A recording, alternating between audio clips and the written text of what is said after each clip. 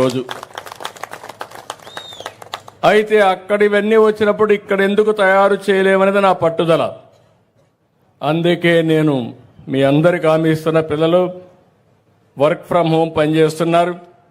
అయితే మీకు ఒక స్టేజ్ వచ్చిన తర్వాత బోర్ కొడుతుంది, మెషిన్తోనే కూర్చోలేరు, కాబట్టి కొంచెం సోషల్ లైఫ్ కూడా ఉండాలి. అందుకే ఆలోచిస్తున్నా, వర్క్ ఫ్రమ్ హోమ్ని నైబర్హుడ్ హోమ్గా చేసి ఒక 5 మంది 10 మంది కూర్చునే ప్లేస్ కానీ, అదే మరి ఇంకొక పక్కన వర్క్ స్టేషన్స్ క్రియేట్ చేసి, ఇప్పుడు సంబేపల్లి ఉంది, సంబేపల్లిలో ఒక వర్క్ స్టేషన్, ఒక టెక్ టవర్ ఒకటి కడతాం, దాన్ని వేరే వాళ్ళు మేనేజ్ చేయమంటాం. మీరు పనిచేస్తూ స్కిల్ డెవలప్మెంట్ నేర్చుకుంటారు, లేటెస్ట్ టెక్నాలజీస్ నేర్చుకుంటారు. దానివల్ల మీరు రాను మీ ఆదాయం పెరిగే అవకాశం వస్తుంది. అదే మాదిరిగా కడప లాంటి దగ్గర ఇంకా ఎక్కువగా కో వర్కింగ్ స్పేస్ క్రియేట్ చేస్తాం. అంటే కంపెనీలు వచ్చి వాళ్లే రన్ చేసుకున్నట్టుగా. ఇంకా అవసరమైతే జీసీసీకి కూడా ప్రాధాన్యత ఇస్తున్నాను. అంటే ఎవరైనా గ్లోబల్ కాంపిటేటివ్ సెంటర్స్ పెట్టుకొని వాళ్ళు కూడా ముందుకు వస్తే వాళ్ళకు కూడా ఇచ్చి, ఫైనల్గా నేను ఇచ్చే ఇన్సెంటివ్స్ అన్నీ ఇస్తాను వాళ్ళందరికీ. ఏమని, మీ ఆదాయం పెంచితే, ఎంత ఆదాయాన్ని పెంచితే అంత ఎక్కువ ఇన్సెంటివ్స్ వాళ్ళకి ఇచ్చే విధంగా కొత్త పాలసీని తీసుకొచ్చానని చెప్పి కూడా నేను మీకు తెలియజేస్తున్నా. ఎందుకంటే మామూలుగా నాలెడ్జ్ ఉంది, తెలివితేటలున్నాయి, సాన పెడితే ఈ పిల్లలు ప్రపంచాన్ని జయించడమే కాదు, ప్రపంచంలోనే మెరుగైన కుర్రాళ్లుగా తయారయ్యే పరిస్థితి వస్తుంది. అది నా కళ, నా ఆలోచన. ఈరోజు ఒక విషయం మీరు గుర్తుపెట్టుకోవాలి. మీ ఇంట్లో మీరు ఉండండి, ఇక్కడ పనిచేయండి, బోరు కొడితే నెలకు ఒక 10 రోజులు వర్క్ స్టేషన్కి వచ్చి అక్కడ పనిచేయండి. మీరు ఫిజికల్గా పోవాలంటే ప్రపంచమే హద్దు. వర్చువల్, ఫిజికల్, హైబ్రిడ్ మోడల్ భవిష్యత్తులో రియాలిటీ. దానికోసం నేను ప్రమోట్ చేస్తున్నా. ఇంకో పక్క మీరు వ్యవసాయం చేస్తూ మీ ఇబ్బందులు చెప్పారు. నేను అందుకే నిన్న పోయినప్పుడు చూశాను.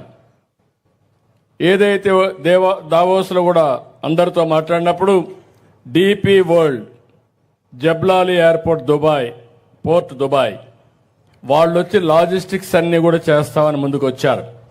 వాళ్ళు వస్తే బ్యాక్వర్డ్ ఫార్వర్డ్ ఇంటిగ్రేషన్ అంతా చేస్తున్నారు. అంటే మామూలుగా కోల్డ్ చైన్ మొదలుకొని ప్రపంచంలో ఈ ప్రోడక్ట్ తీసి అమ్మడానికి, విత్ ఇన్ ది కంట్రీ అమ్మడానికి, డ్యామేజెస్ తగ్గించడానికి మొత్తం కూడా వర్కౌట్ చేస్తున్నారు. మధ్యవర్తులు కూడా పోయే పరిస్థితి వస్తుంది. మీలో ఎవరైనా హుషారుగా ఉంటే farmers producers cooperative organization FPP పెట్టుకోండి. ఫార్మర్స్ ప్రొడ్యూసర్స్ కోఆపరేటివ్స్ పెట్టుకుంటే దానిపైన government of India viability gap funding ఇస్తున్నారు. రాష్ట్ర ప్రభుత్వం అండగా ఉంటాం. ఇలాంటి పెప్సికో కానీ, వాల్మార్ట్ కానీ, లూలు కానీ, నేను చెప్పినట్టు డిపి వరల్డ్ కానీ, లేకపోతే ఏపీ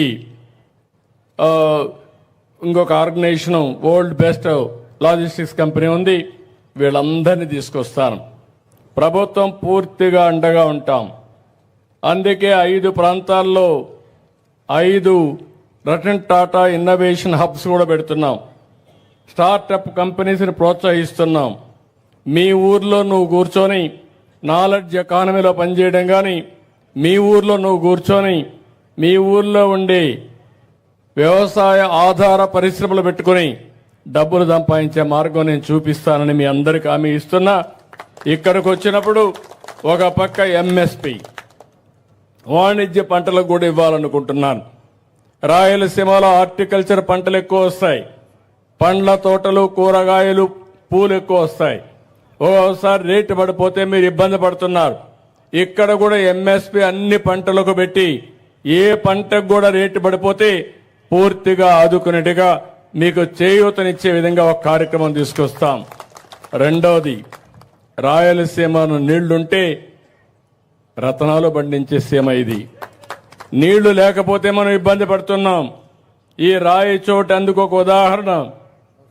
ఈ రాయి చోట్లగా నీళ్లుంటే ఇప్పుడు మన పిల్లలు మాట్లాడినట్టు వండర్స్ జరిగేటివి. కానీ కొన్ని సమస్యలు వచ్చాయి. హంద్రీ నీవా నేను గాని అధికారంలో ఉండుంటే 1920కి ఈరోజు ఈ కాలువ శ్రీనివాసపురం నుంచి అడవిపల్లికి వెళ్ళి చిత్తూరు దగ్గరికి వెళ్ళుండేది.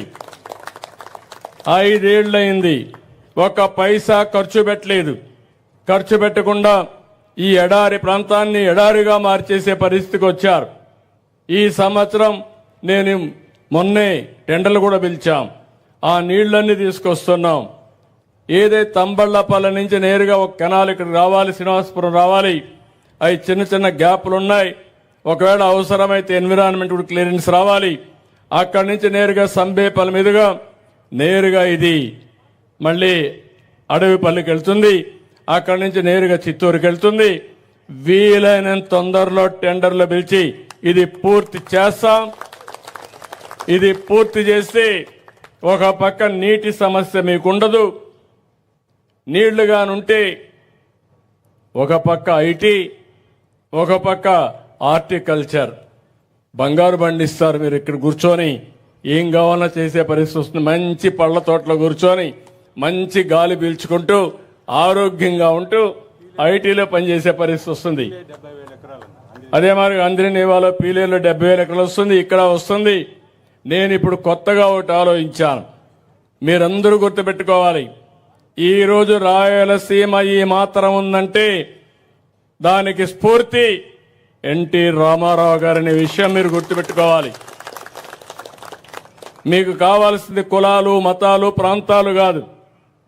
ఎవరు న్యాయం చేశారు, ఎవరు ఈ ప్రాంతానికి ముందు చూపుతో ఆలోచించారు, ఎవరి వల్ల మనం అందరం బాగుపడ్డాం, ఏ పార్టీ వల్ల లాభం వచ్చిందో మీరు ఆలోచించుకుంటే ఒక్కరు కూడా రాయలసీమలో వేరే పార్టీకి ఓటేరు.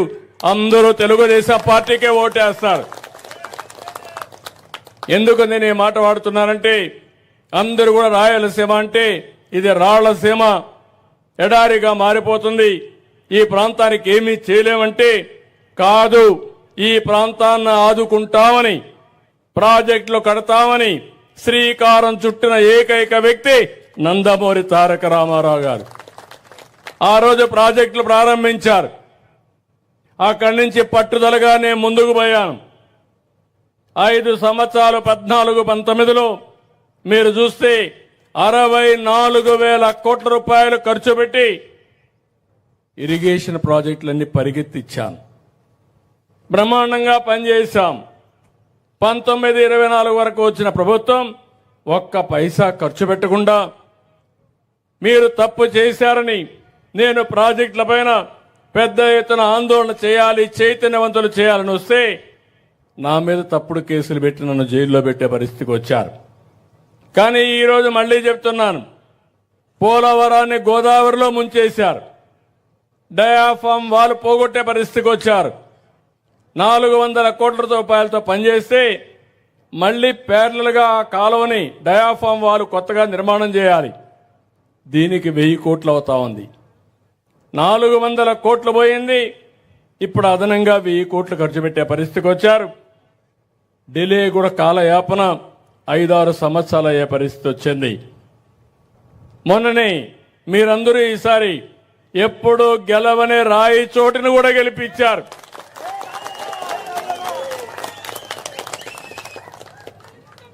ఎప్పుడైతే మీరు ఆ విధంగా గెలిపించారో దానివల్ల ఢిల్లీలో కూడా మన గౌరవం పెరిగింది. కష్టాల్లో ఉండే రాష్ట్రానికి సంజీవునిగా పనిచేసింది. వెంటిలేటర్ మీద ఉండే రాష్ట్రానికి ఆక్సిజన్ ఇచ్చింది.